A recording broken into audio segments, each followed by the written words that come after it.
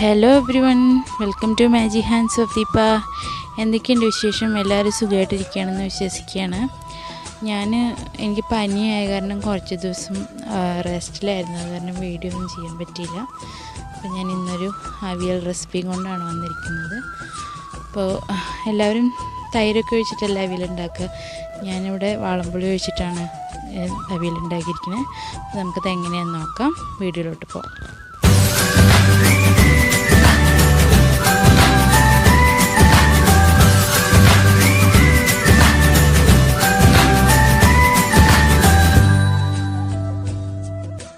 അപ്പോൾ നമുക്ക് അവിയലിന് വേണ്ടിയിട്ടുള്ള പച്ചക്കറികളൊക്കെ ഒന്ന് കഴുകിയെടുക്കാം. അപ്പോൾ അതിന് വേണ്ടിയിട്ട് ഞാൻ പയറെടുത്തിട്ടുണ്ട്, പടവലങ്ങ, ഏത്തക്കായ, ചേന, പിന്നെ കത്തിരിക്ക, ഒരു കഷ്ണം പാവയ്ക്ക, അതെല്ലാം കൂടി റെഡിയാക്കിയിട്ട് ഒക്കെ കൂടെ കഴുകിയെടുക്കാം.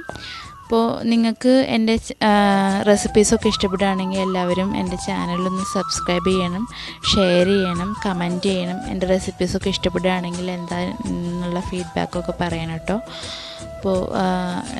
അപ്പോൾ തന്നെ എനിക്ക് ഇനിയും നല്ല നല്ല റെസിപ്പീസ് ഇടാനുള്ള ഒരു പ്രചോദനം കിട്ടുള്ളൂ. അപ്പോൾ എല്ലാവരും എന്നെ സപ്പോർട്ട് ചെയ്യുമെന്ന് വിചാരിക്കുന്നതാണ്. അപ്പോൾ ഞാൻ ഈ കഷ്ണങ്ങളെല്ലാം കഴുകി കൊണ്ടുവന്നത് എല്ലാം നമ്മൾ അവിയലിന് ഉള്ള ഒരു ഇഞ്ച് നീളത്തിലിങ്ങനെ അരിഞ്ഞ് എടുക്കുന്നുണ്ട്. അപ്പോൾ കഷ്ണങ്ങളെല്ലാം ഞാൻ അരിഞ്ഞെടുത്തിട്ടുണ്ട്. അപ്പോൾ അതിലേക്ക് നമുക്കൊരു 3-4 പച്ചമുളകും കൂടി ചേർത്തിട്ടൊന്ന് ആവിയിൽ വെച്ചിട്ട് ചെറുതായിട്ടൊന്ന് വേവിച്ചെടുക്കാം. അപ്പോൾ നിങ്ങൾക്കിതിൽ ആവശ്യമുണ്ടെങ്കിൽ ചെറിയതായിട്ടൊന്ന് വെളിച്ചെണ്ണ ഒഴിച്ച് കൊടുക്കാവുന്നതാണ്. അപ്പോൾ പെട്ടെന്ന് പിന്നെ കരിഞ്ഞൊന്നും പോവില്ല. അപ്പോൾ ജസ്റ്റ് ഒന്ന് ആ ഇതിലിരുന്നിട്ട് തന്നെ വേവുന്നതാണ്. അപ്പോൾ ഞാനിപ്പോൾ ഒരു 1/2 ഗ്ലാസ് വെള്ളം ഒഴിച്ച് കൊടുത്തിട്ടുണ്ട്. അപ്പോൾ വെള്ളം ഒഴിച്ചതിന് ശേഷം നമുക്ക് കുറച്ച് മഞ്ഞൾപ്പൊടി ചേർത്ത് കൊടുക്കാം. മഞ്ഞൾപ്പൊടി ഒരു ഇത്തിരി ആവശ്യത്തിന് മുളക് പൊടിയും കൂടി ചേർത്തിട്ട് നല്ലപോലെ ഒന്ന് വേവിച്ചെടുക്കാം. ഞാനിന്ന് കല്ലുപ്പാണ് ചേർക്കുന്നത് കേട്ടോ. കല്ലുപ്പ് ആവശ്യത്തിന് ചേർത്തിട്ടുണ്ട്. ഇനി നമുക്കൊരു കൈ നിറച്ച് കറിവേപ്പിലയും കൂടി ചേർത്ത് കൊടുക്കാം. ഇനി ജസ്റ്റ് ഒന്ന് തന്ന് എല്ലാം കൂടി എല്ലാ പൊടികളും എല്ലാ കഷ്ണത്തിലേക്ക് ആവുന്ന പോലെ നമുക്കൊന്ന് ഇളക്കി യോജിപ്പിച്ച് കൊടുക്കാം. അപ്പോൾ നമുക്കിതിന് വേണ്ടിയിട്ടുള്ള ഇനി അരപ്പ് തയ്യാറാക്കാം. അപ്പോഴത്തേക്ക് അത് വെന്ത് വരുന്നതാണ്. അപ്പോൾ ഞാനിവിടെ ചെറിയുള്ളി എടുത്തിട്ടുണ്ട്, ജീരകം, തേങ്ങ, മഞ്ഞൾപ്പൊടി, കുറച്ച് കറിവേപ്പിലയും കൂടി നമുക്കിതൊന്ന് നല്ലപോലെ ചതച്ചെടുത്തിട്ട് വരാം. ഞാനിത് നല്ലപോലെ ചതച്ചെടുത്തിട്ടുണ്ട്. ഇനി നമുക്കിത് ഈ കഷ്ണങ്ങളുടെ നടുവിലേക്ക് വെച്ച് കൊടുക്കാം കേട്ടോ. അപ്പോൾ കഷ്ണങ്ങളുടെ കൂടെ ഈ തേങ്ങയൊന്ന് വെച്ചിട്ട് തേങ്ങയുടെ പച്ച ചുവ മാറുന്നിടം വരെ ഒന്ന് നല്ലപോലെ ഒന്ന് ആവി കയറ്റി വേവിച്ചെടുക്കണം.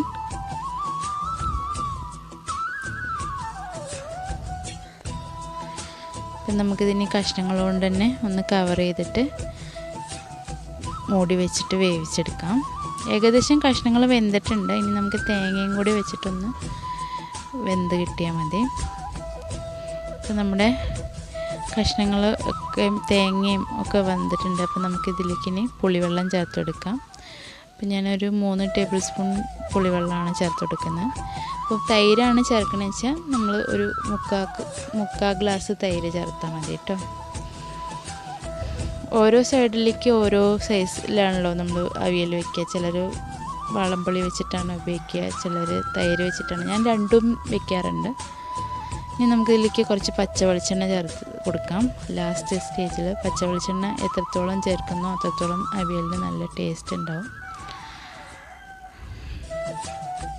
നിങ്ങളുടെ ആവശ്യത്തിനനുസരിച്ചുള്ള വെളിച്ചെണ്ണ ചേർത്ത് കൊടുക്കുക. അപ്പോൾ എനിക്ക് അവിയലിൽ കുറച്ച് വെളിച്ചെണ്ണ കൂടുതലുള്ളത് ഇഷ്ടമാണ്. അതുകൊണ്ട് ഞാൻ ഇത്തിരി വെളിച്ചെണ്ണ കൂടുതൽ ചേർക്കുന്നുണ്ട്. അപ്പോൾ നമ്മുടെ ടേസ്റ്റി ആയിട്ടുള്ള അവിയൽ ഇവിടെ റെഡി ആയിട്ടുണ്ട്. അപ്പോൾ ഇന്നത്തെ റെസിപ്പി ഇത്രയൊക്കെ ഉള്ളൂ. ഇത് എങ്ങനെ ഉണ്ടാക്കി നോക്കിയിട്ട് അഭിപ്രായങ്ങളൊക്കെ പറയാം. എല്ലാവരും എൻ്റെ ചാനലൊന്ന് സബ്സ്ക്രൈബ് ചെയ്ത് തന്നെ സപ്പോർട്ട് ചെയ്യണം. അപ്പോൾ നമുക്കിതിൽ നല്ലൊരു വീഡിയോ ആയിട്ട് അടുത്ത എപ്പിസോഡിൽ കാണാം. അപ്പോൾ എല്ലാവരും ഹാപ്പി ആയിട്ടിരിക്കുക, സന്തോഷമായിട്ടിരിക്കുക. Thank you for watching.